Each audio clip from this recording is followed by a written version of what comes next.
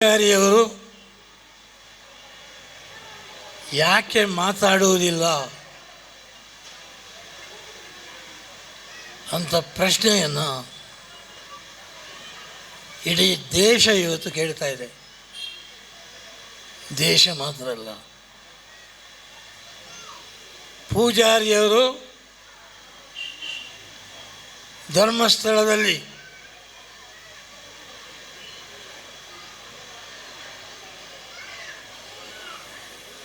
ಆ ಧರ್ಮದ ಸ್ಥಳವನ್ನು ಅವಹೇಳನ ಮಾಡುತ್ತಿರುವಾಗ ಯಾಕೆ ಪೂಜಾರಿಯವರು ಸುಮ್ಮನಿದ್ದಾರೆ?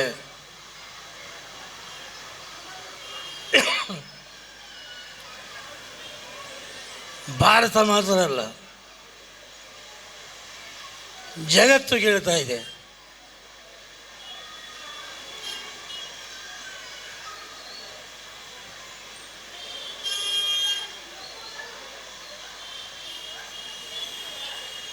ಧರ್ಮಸ್ಥಳದ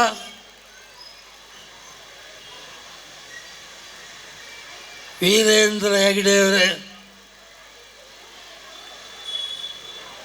ನಿಮ್ಮ ಒಟ್ಟಿಗೆ ಧರ್ಮಸ್ಥಳದ ಒಟ್ಟಿಗೆ ಇಡೀ ದೇಶ ಅಲ್ಲ, ಜಗತ್ತಿದೆ. ಒಂದು ದೇವಸ್ಥಾನ ಇರೋದು ನಮಗೆ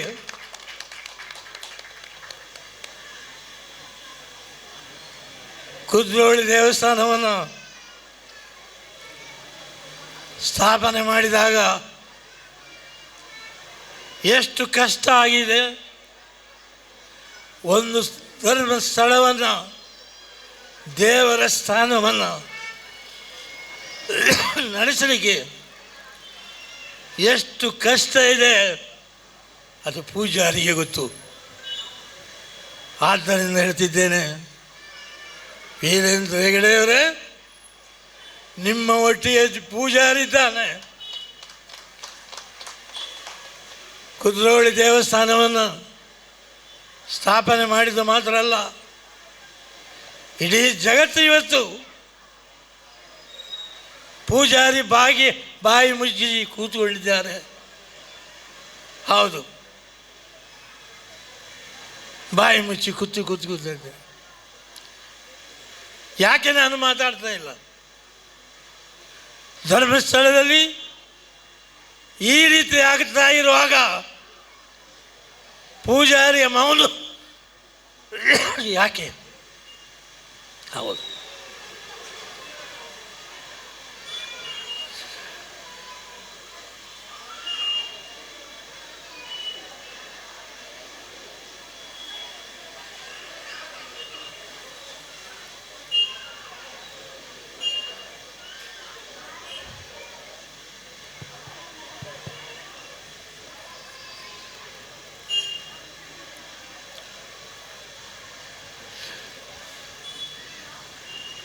ಧರ್ಮಸ್ಥಳದ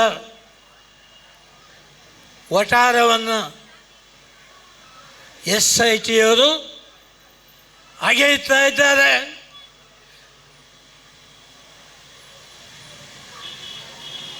ಶವಗಳನ್ನು ಊತಿಟ್ಟಿದ್ದಾರೆ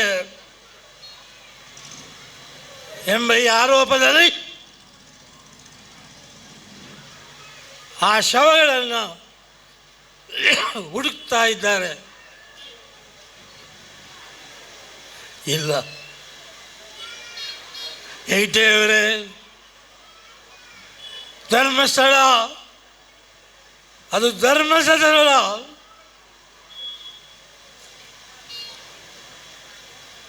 ಒಂದು ಸಮಾಜಕ್ಕೆ ಮಾತ್ರ, ಜೈನರಿಗೆ ಮಾತ್ರ ಸೇರಿದಲ್ಲ, ಜಗತ್ತಿಗೆ ಆ ಧರ್ಮಸ್ಥಳ ಒಂದು ಹೆಮ್ಮೆಯ ಸ್ಥಳ. ಆದ್ದರಿಂದ ಹೇಳ್ತಿದ್ದೇನೆ, ಪೂಜಾರಿ ಇವತ್ತು ಬಾಯಿ ಬಿಟ್ಟಿದ್ದಾನೆ. ಧರ್ಮಸ್ಥಳವನ್ನು ಹಾಳು ಮಾಡಲಿಕ್ಕೆ ಯಾರಿಂದಲೂ ಕೂಡ ಸಾಧ್ಯ ಇಲ್ಲ, ಯಮನಿಂದಲೂ ಕೂಡ ಸಾಧ್ಯ ಇಲ್ಲ. ಆದ್ದರಿಂದ ಏನಾಗಿರ್ತಾ ಇದ್ದೀರಿ? ಭಾರತದ ಸಂಸ್ಕೃತಿ ಮನುಷ್ಯ ಸತ್ತ ಕೂಡಲೇ ಅವನನ್ನು ದೇವಸ್ಥಾನದಲ್ಲಿ ಅದರ ವಠಾರದಲ್ಲಿ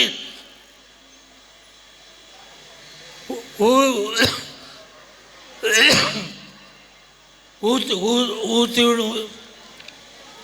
ಅದೊಂದು ಕ್ರಮ.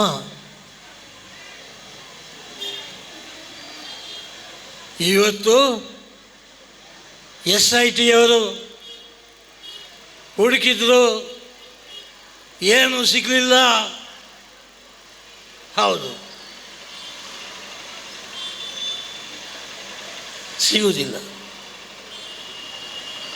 ಎಷ್ಟು ಹುಡುಕಿದ್ರು ನೀವು ಸಿಗುವುದಿಲ್ಲ. ಯಾಕೆ?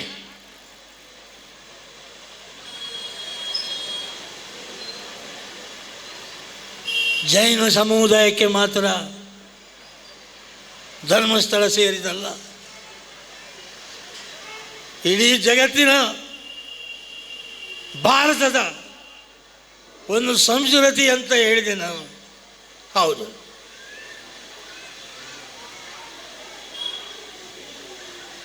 SIT ಅವರೇ, ಮುಖ್ಯಮಂತ್ರಿಯವರೇ, ಏನು ಮಾಡ್ತಿದ್ದೀರಿ? ಧರ್ಮಸ್ಥಳದ ಹೆಸರು ಹಾಳಾಗ್ತಾ ಇದೆ. ಯಾಕೆ ಬಾಯಿ ಬಿಡುವುದಿಲ್ಲ? ಮುಖ್ಯಮಂತ್ರಿಯವರೇ, ಹಾಗೆ ಕೆಲಸವನ್ನು ಮಾಡಿಕೊಂಡು ಹೋಗ್ತಿದ್ದೀರಿ. ಇಡೀ ನಮ್ಮ ಭಾರತದಲ್ಲಿ ಮುಸ್ಲಿಮರ, ಕ್ರಿಶ್ಚಿಯನ್ರ ಎಲ್ಲ ಕಡೆಗಳಲ್ಲಿ ಮನುಷ್ಯ ಸತ್ತಗೊಳ್ಳೇ ಅವರನ್ನು ಹೂತಿಡುವಂಥ ಕೆಲಸ ಆಗ್ತಾ ಇದೆ. ಅದು ಭಾರತದ ಸಂಸ್ಕೃತಿ. ಇವತ್ತು ಅಲ್ಲಿ ಹೆಣ ಸಿಕ್ಕಲಿಲ್ಲ, ಹುಡುಕಿದ್ರು ಹೆಣ ಸಿಕ್ಕುವುದಿಲ್ಲ. ಹೌದು, ಸಿಕ್ಕುವುದಿಲ್ಲ. ಅಷ್ಟು ಆಳದಲ್ಲಿ ಅದನ್ನು ಹೂತಿಟ್ಟಿದ್ದಾರೆ.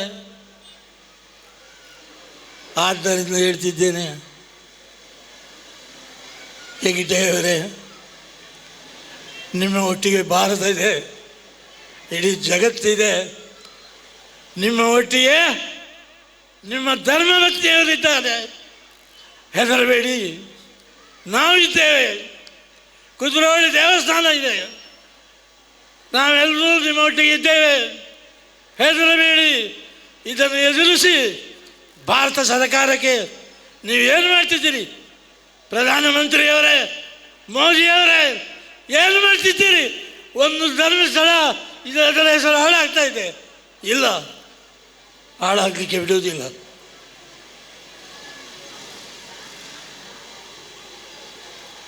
ಇವತ್ತು ನೀವು ಮುಸ್ಲಿಮರಲ್ಲಿ ಸೇರಿದಿರ್ಬೋದು, ಹಿಂದೂಗಳು ಸೇರಿದಿರ್ಬೋದು, ಕ್ರಿಶ್ಚಿಯನ್ರವರು ಸೇರಿದಿರ್ಬೋದು.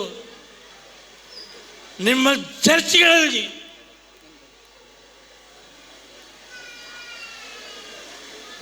ಹೂತಿರಲಿಲ್ವ ನೀವು? ಶವಗಳನ್ನು ಭೂಮಿಯ ಅಡಿಯಲ್ಲಿ ಹೂತಿರಲಿಲ್ವ ನೀವು? ಯಾಕೆ ಯಾಕೆ ಹೂತಿಟ್ಟಿದ್ದೀರಿ? ಮುಖ್ಯಮಂತ್ರಿಯವರೇ, ನಾಚಿಕೆ ಆಗ್ತದೆ ನನಗೆ. ಒಂದು ದೇವಸ್ಥಾನವನ್ನು ಹಾಳು ಮಾಡ್ತಿರುವಾಗ ನಿಮಗೆ ಮಾತಾಡೋ ಧೈರ್ಯ ಇಲ್ಲ. ಮುಖ್ಯಮಂತ್ರಿಯವರೇ, ಪೂಜಾರಿ ಮಾತಾಡ್ತಿದ್ದಾನೆ, ನನ್ನನ್ನು ಜೈಲಿಗೆ ಹಾಕಿ. ಆದರೆ ಧರ್ಮಸ್ಥಳದ ಹೆಸರನ್ನು ಹಾಳು ಮಾಡಲಿಕ್ಕೆ ಪೂಜಾರಿ ಬಿಡುವುದಿಲ್ಲ. ಧರ್ಮಸ್ಥಳ ಒಂದು ಸಮಾಜಕ್ಕೆ ಸೇರಿದಂತೆ ಹೇಳಿದೆ ನಾನು. ಹೌದು, ಹೇಳಿ. ಈಗ ಧೈರ್ಯದಲ್ಲಿ ಹೇಳಬೇಕು ನನಗೆ.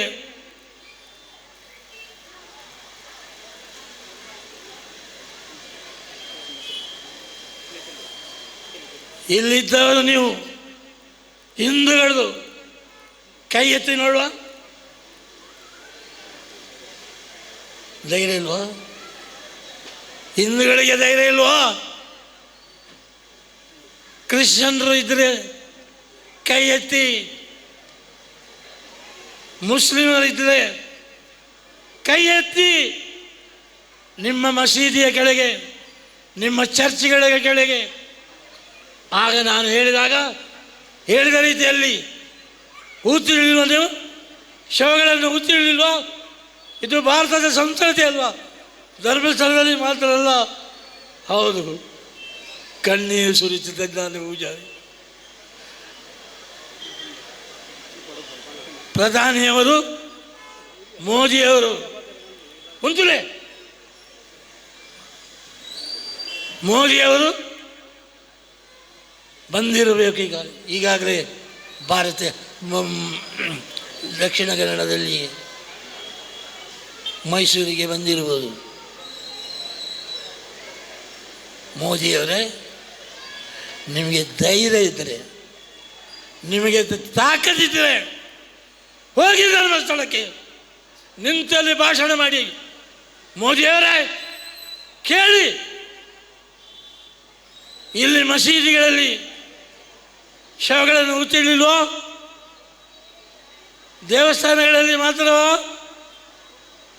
ಅಂತ ಕೇಳಿ ಮೋದಿಯವರೇ. ಆಗಿರುವಾಗ ಧರ್ಮಸ್ಥಳ ಅದರ ಭಕ್ತ ನಾನು. ಕುದ್ರೋಳಿ ದೇವಸ್ಥಾನದಲ್ಲಿ ಮಾತ್ರ ಭಕ್ತನಲ್ಲ ನಾನು. ಇವತ್ತು